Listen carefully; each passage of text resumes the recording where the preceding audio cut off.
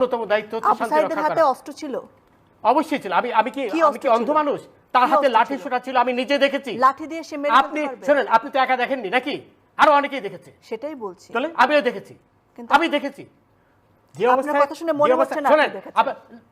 Don't please এই ধরনের rubbish কথা বলবেন না আমার সাথে রাবিশ কথা বলবেন না। আমিও দেখেছি। উত্তেজিত হবে আপনি আপনি আমাকে উত্তেজিত করছেন। আপনি তো তাদেরই পক্ষের লোক বলে মনে হচ্ছে। আমি কারো অবশ্যই আপনি তাদের পক্ষে কথা বলেন। শোনেন, এই যে সবুজ মিয়া মারা গেল ছাত্রলীগের, তাকে কে মারলো? সেটা জন্য তদন্ত হবে না, তদন্ত হবে তো, ওইটা সাইদেরও তো তদন্ত হবে, সবই তো তদন্ত হবে। সাইদকে কে মেরেছে সেটা দেখা যাচ্ছে। আমি তো দেখেছি। আপনি আমাকে বোঝানোর চেষ্টা করছেন যে আমি দেখিনি নাকি? এই ধরনের রাবিশ কথা আমার সাথে বলবেন না, রাবিশ কথা বলবেন না। আমি কিচ্ছু রাবিশ বলছি না। অবশ্যই রাবিশ কথা বলছেন না, অবশ্যই রাবিশ কথা বলছেন।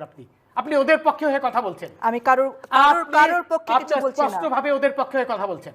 আমি নিরপেক্ষ কথা আপনি ওটাও নিরপেক্ষ। সংস্কার আন্দোলন ইস্যুতে একটি বেসরকারি টেলিভিশনের টক শোতে উপস্থাপিকাকে রাজাকারের বাচ্চা বলে আখ্যা দিয়ে অশ্লীল আচরণের ঘটনায় জাতির কাছে প্রকাশ্যে ক্ষমা চাইতে সাবেক বিচারপতি AHM শামসুদ্দিন চৌধুরী মানিককে লিগ্যাল নোটিশ পাঠানো হয়েছে।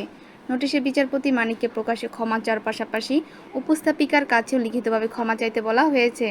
রোববার 11 জুলাই foundation for law and development ফ্ল্যাট পক্ষের জ্যেষ্ঠ আইনজীবী অ্যাডভোকেট ফাউজিয়া করিম ফিরোজে নোটিশ পাঠান। প্রকাশ্যে ও লিখিতভাবে ক্ষমা না চাইলে সাবেক বিচারপতি মানিকের বিরুদ্ধে আইনগত ব্যবস্থা নেওয়া হবে বলে নোটিশে উল্লেখ করা হয়েছে। উল্লেখ্য, কোটা সংস্কার আন্দোলন ইস্যুতে সম্প্রতি একটি টেলিভিশন চ্যানেলে আয়োজিত টক শোতে আলোচক হিসেবে অংশ নেন সাবেক এই বিচারপতি। আলোচনার এক পর্যায়ে মেজাজ হারিয়ে সঞ্চালক দীপ্তি চৌধুরীর ওপর ক্ষিপ্ত হন তিনি। পুরো অনুষ্ঠানে বেশ কয়েকবার উপস্থাপিকার ওপর ক্ষোভ ঝাড়েন।